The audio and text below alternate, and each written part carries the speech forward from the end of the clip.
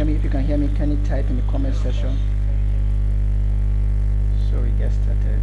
Just say I can hear you.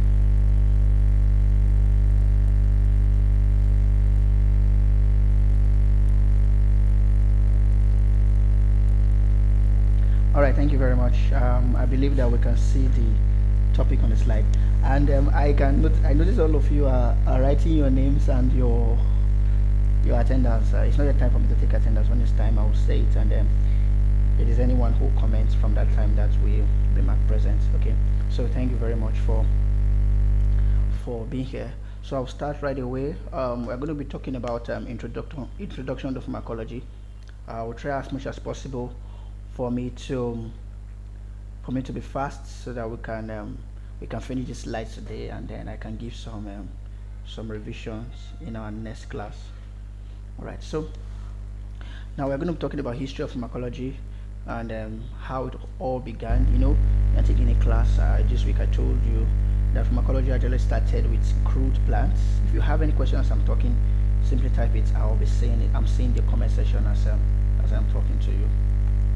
So pharmacology started with crude plants and animal parts, and those crude plants actually they were listed in time and age where basic knowledge of writing was actually known and popular. So most of these plants that had specific use, that were known to have specific use, were listed, and that list was placed in more like a compendium for everyone to go and refer to. I know many of us here are used to what they call MDEX. MDEX more like a drug information. That is what they had then. Now MDEX today has more than 5,000 drugs in it, 10,000 drugs, even more. But then they just have limited plants, because why? Only a few persons have tried out a specific plants and realized that those plants were actually effective. Okay, so we are going to be looking at all these definitions. Then we'll check generic and brand names, importance of pharmacology, and we'll also talk a little on complementary therapy. So pharmacology, I mentioned that it started from extracts of plants, animals, minerals, and have minerals that have medicinal effects on tissues. Okay, so this discovery was actually the basic. This discovery was actually the basic knowledge about pharmacology, where everyone had that knowledge. They tried by themselves, use animal parts. I mentioned in the class that sometimes they believe that the bones of animals were also effective in treating bones for humans. So today we can understand that idea may simply be just a basic understanding of, the real pharmacology behind that idea is just the fact that bones contain calcium, and taking calcium can also help improve your own bone health as a human. All right, so that's that for that. So the knowledge and drugs and their uses are as old as the history of mankind. Now I want you to also note that drugs and their uses, drugs were not necessarily in their refined stage. You understand? Their uses actually came from the application of these plants and the application of these animal parts on diseases. So it was not just somebody sat down somewhere and started this thinking. No, it was that during the period of desperation, when people are sick, they tend to have belief in different aspects of pharmacology, and it actually make them discover something new. I hope that is clear enough. So I also mentioned that, please. Oh, can you hear me now? Is it better? Is the static noise better? I can see somebody complaining about the mic. Is there still static noise?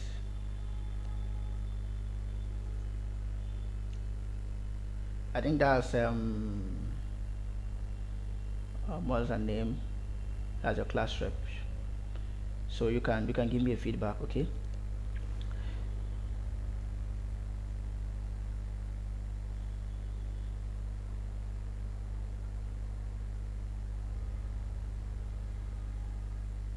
So we're going to continue.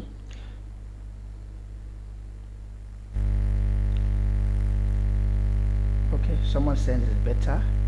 Someone said it's better. Someone said it's still there.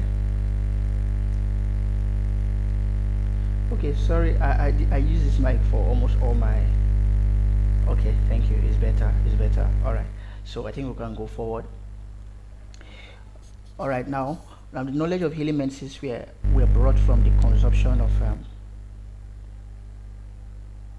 the knowledge of healing medicines were brought from the consumption of what I mean is consumption of plants and herbs and the animal parts. I've mentioned that point before. So pharmacology, as it says, pharmacology, as we say, can be said to be 100 years.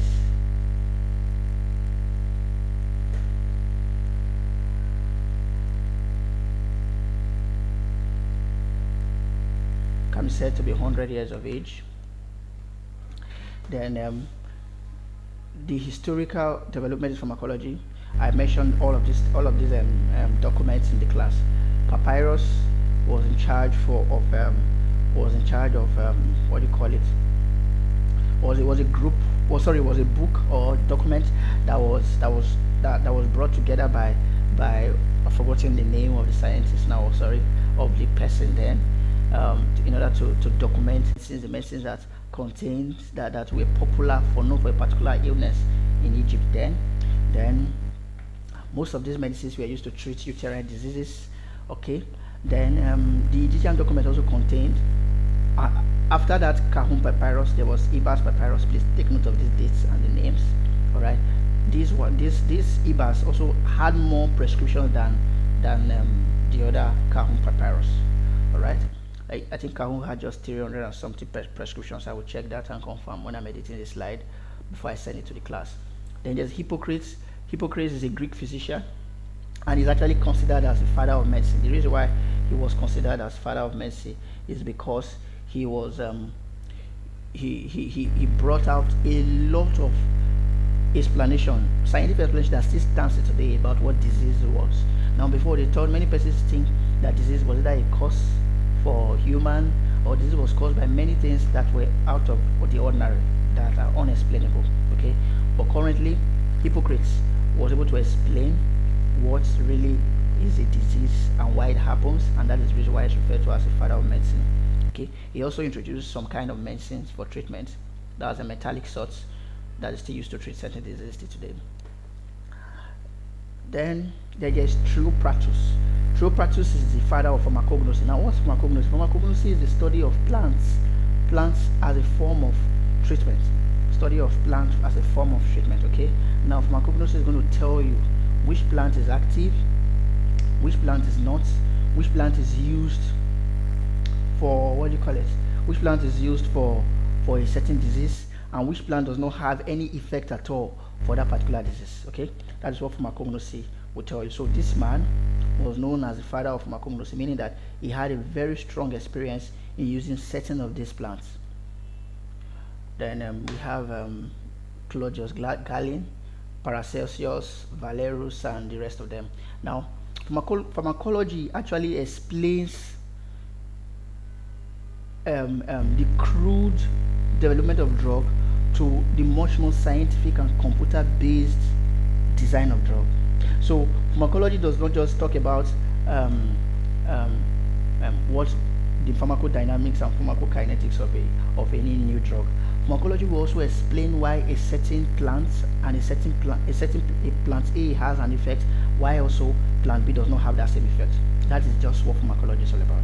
Okay, it's not just about tablets forms, syrups, or whatever form of drug that you can find. Okay, pharmacology is a special kind that talks about the effect of a drug for any class, as far that drug has a particular effect. Alright, so we have two major disciplines, like two major classes of pharmacology. That is, when we are talking about the pharmacology of a plant, as I mentioned just now, or of a drug, or of a syrup, or of an injection, of any formulation of drug, we are going to be talking about what the body does to the drug and what the drug does to the body. That is pharmacodynamics and pharmacokinetics. Okay, but however, there is also pharmacogenetics. Now, pharmacogenetics I mentioned in the class is the role that genes play in pharmacodynamics and pharmacokinetics. So sometimes there is a large influence of our genetic pool on the way we react to drug, and sometimes on the way drug react to us. That is why we have another subclass called pharmacogenetics. Okay, now drug. The next slide is talking about drug. I really hope you guys are following. Let me check the comment section.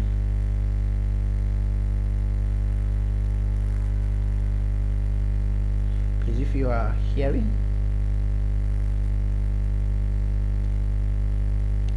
let me know. If you know it's no longer there, let me also know. Thank you. So drugs can be defined as any artificial, natural, or endogenous molecule which exerts pharmacological effect on cell, tissue, organ, or system. And of course, I've explained to you that drugs action takes place on a cellular level. Okay, now what the definition is trying to tell you is this: that anything, whether it's a natural or is natural or artificial, or any endogenous molecule. Endogenous molecule means that a molecule that is gotten from humans that is inside of us, used as a drug. We have so many of them like that. Okay, there are some molecules gotten from pigs, gotten from animals, gotten from anything that can actually cause a particular pharmacological action. That is what a drug is. All right, and remember I mentioned pharmacognosy. Pharmacognosy here is not that is here is not just is the study of natural substances. Meanwhile, drugs here are artificial or natural. So when you take away this natural here, that's pharmacognosy. But when you are defining drugs, you are defining everything from artificial, natural, and endogenous molecule. So that's the difference between a basic drug definition and what pharmacognosy is all about. Pharmacognosy is all about natural plants that is unrefined. Many times can be refined, but still in its natural form. Okay, that has effect or any pharmacologic activity. That's pharmacognosy for you. So now drugs can be classified into two according to their anatomical therapeutic chemical classification or their biopharmaceutical classification system. Now, in the biopharmaceutical classification system, it classifies drugs based on their solubility and how well they can go through cells. That is a drug that is permeable, easily permeable. That's something. Sorry, a drug that can easily penetrate a cell. Okay, a drug that can easily go into a cell. I think that is number 2 on this slide I'm explaining. All right. Now, under anatomical, it is actually a classification based on the drug active sites, the numerical name of the drug active site. For example, this paracetamol you are calling, it has a structure, it has a name, an alphanumeric code, which is also called a name, okay, assigned to that drug class. So there is a classification that is like that, and there's also a classification based on their solubility and how well they can penetrate through cell. All right.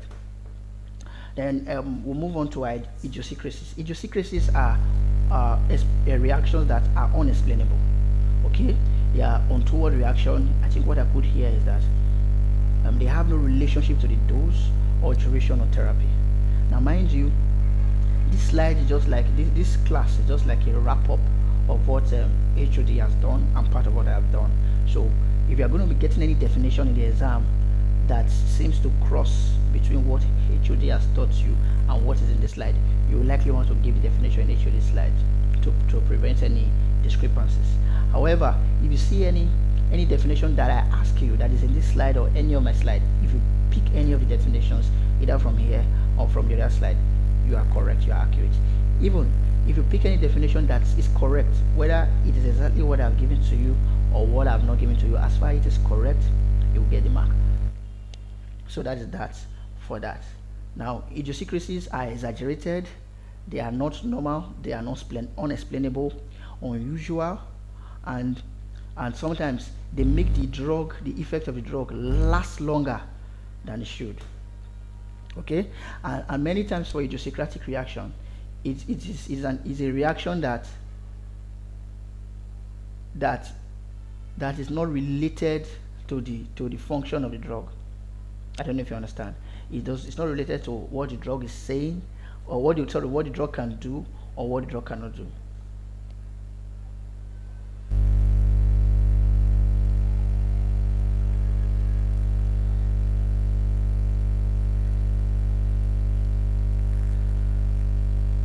Okay, I think some persons are complaining that I'm too fast. Okay, that is why there's a link you can easily run through the class again. I'm sorry for that. I will slow down. Okay, now, where did I stop? Idiosyncrasy. Now, idiosyncrasy is not a drug allergy, but are forms of adverse drug reaction. I hope I'm slow enough now. It's not a drug allergy. That is, it does not have this. It is not something that say I'm allergic to this drug. No, because some drugs that you are not allergic to can give you idiosyncratic reaction. You can remember the quiz we did in the class in our last class. You remember that idiosyncrasy is a type of adverse drug reaction. It is not under allergic adverse drug reaction. Good. So this is how idiosyncratic reaction occurs.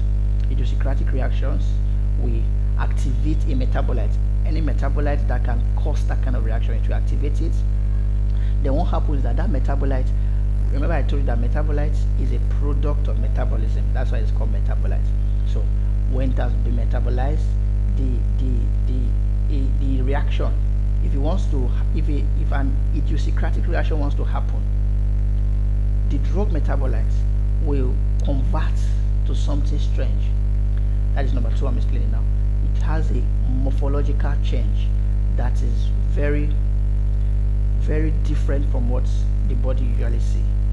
Then this then triggers the immune system to act. Then as soon as the immune system starts acting, the body starts reacting. That is how the process works. Now, why does this happen?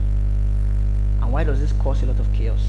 It causes a lot of chaos because this metabolite that is converted will now be multiplied in the body. So as soon as it is multiplied, it then leads to what?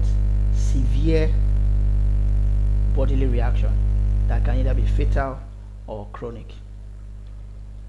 So I have here in this table an example of idiosyncratic reaction and drugs that can cause idiosyncratic reaction. So please, it is worthy of note that as a class you should know at least one drug in this class that can cause any particular illness. Alright? Because in the exam I can say something like, if you are not like I can say, I will say something like Stevie-Jones syndrome, like disease drugs.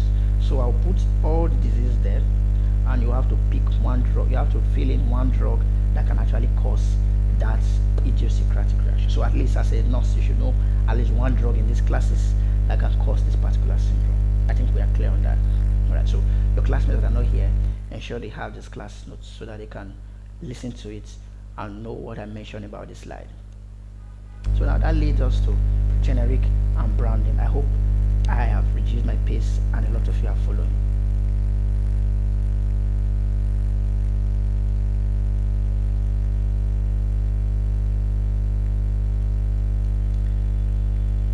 Okay.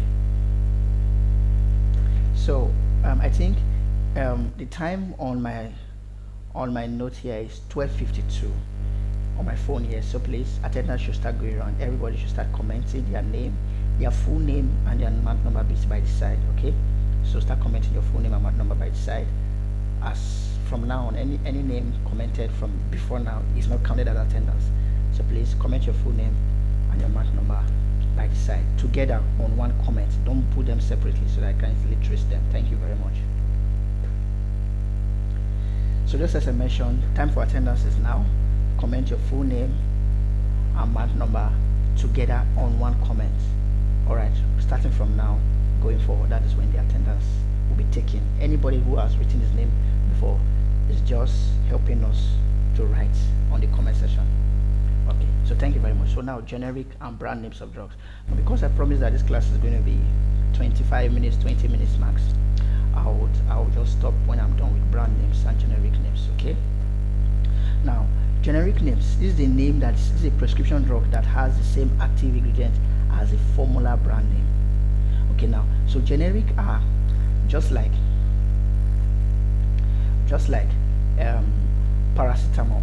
acetaminophen, is a drug.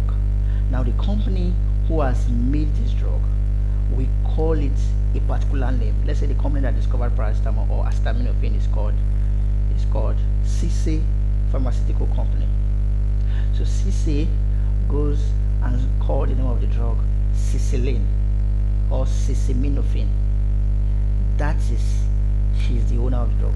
Now usually what happens is this: no company will be able to produce that acetaminophen until CC has finished producing it and making her profit from it.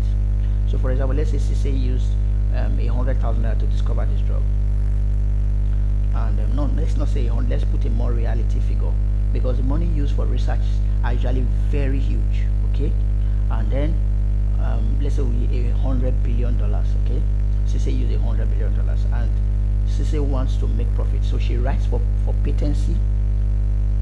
She writes to them, they give her a patent for 10 years. So however, she will have to add her own profits under that research. So let's say she wants to make $200 billion from that research on that drug. So they calculate how many items can she sell in a period of time for her to be able to get that money. So they give her that patency. So usually, let's say she says 10 years. So for the next 10 years, ciciminofen will be the only drug that will be available that contains acetaminophen. Nobody can produce this. At that stage, that is a brand name of drug. That is a brand name. This is a drug owned by a company under a specific name on trademark that is protected by a patent. So that drug is protected by a patent. That's the brand name. So after that 10 years has elapsed, any other company can go and start producing acetaminophen. So you now start having Emzor, having M&B paracetamol. You now have different kinds of paracetamol, painkiller brand. You have different brands. Why? Because the owner has finished making their profit, have covered their loss, and now you cannot produce. So when you bring ciciminofen and M&B paracetamol, ciciminofen will be referred to as a brand name, while M&B paracetamol will be referred to as a generic name. Now the generic name usually costs less than the brand name, but they both contain the same ingredients at the same concentration. And usually, what is the difference between those two that is making one very cheap is because of the cost of the starch or the compounding ingredient, or what they call excipients. Now excipients are, for example, I think I will stop in this slide. Excipients are drugs that are, not drugs, they are agents that are added to the drug to make the drug have a good formation. What do I mean by that? Excipients, when you have acetaminophen again, you have measured 500 milligrams of acetaminophen. 500 milligrams of acetaminophen may be very small, very small powder that you can tell someone to swallow. So what they do is they get starch, a high grade starch, and some other things that can make that drug form well into a capsule or into a tablet, so that when you swallow it, the starch dissolves and releases that 500 milligrams of acetaminophen into your body. So those are what we call compounding agents, excipients, and starch. So excipients helps the drugs to form properly. That is the work of excipients. So what happens is that because ciciminofen, she's the owner of the drug, she wants to use a very costly excipient, costly starch, so that the drug can actually be formed very well or be released very well in the patient's or in the client's body. That is the reason for something like that. Alright, now other companies will, because they know that this other company drug is cost, they want to bring it down very well so that clients can start purchasing their own brand. So they look for starch that are not so costly, but we do the work definitely, and then they use that starch to compound acetaminophen. And while ciciminofen is being sold at 5,000 naira for one sachet, they can sell theirs for 500 naira for one sachet. So this gives you an idea as a nurse why augmentin is quite expensive, and then other brands of amoxicillin, clavulanic acid is 1,800 naira, 2,000 naira. Meanwhile, augmentin is already at 9,000 naira, 8,000 naira, and thereabouts. So this gives you an idea of what generic and brand name drugs are. So these are examples of brand name. We have Novas. Novas, those of you who know what Novas is, Novas contains amlodipine. These are the names, generic names, okay? These are the names of companies. Now there's a company called Teva. Teva has amlodipine 5 milligrams, and it's cheaper than Novas. Augmentin, you can see Augmentin as brand name. Then this is the generic names: Fleming, Coamoxiclav, Aquaclav. They are all cheaper than Augmentin. We have Lipitor, we have Atorvastatin, we have Glucophage, we have Diabetamine, Diabond, Metformin, and the rest. Diflucan, we have Fluconazole, we have Celebrex, we have Celicoxib, we have Viagra, we have Sildenafil, we have Vega 100. Viagra is about 4,000 naira. Vega 100 is just 350 or 250 last time I checked. Okay, now you are seeing the difference. They are both the same, but they have different cost and different value. We have Keppra, we have Levetiracetam, Flagyl, we have Metronidazole and MG. So we have more example here.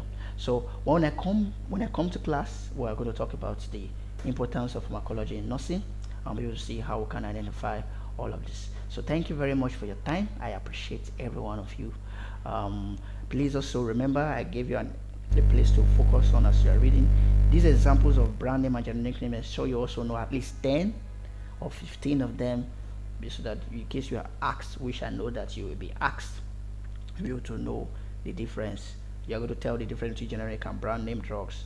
Give an examples, maybe 15 examples of them, then drugs and their syndromes that they cause. At least one drug and the syndrome. All right, now thank you very much for your time. I'm going to lock the comment section now, so that everyone, to be that only the one person is present that we're able to write their name in the comment section. Thank you very much, and see you in my next class.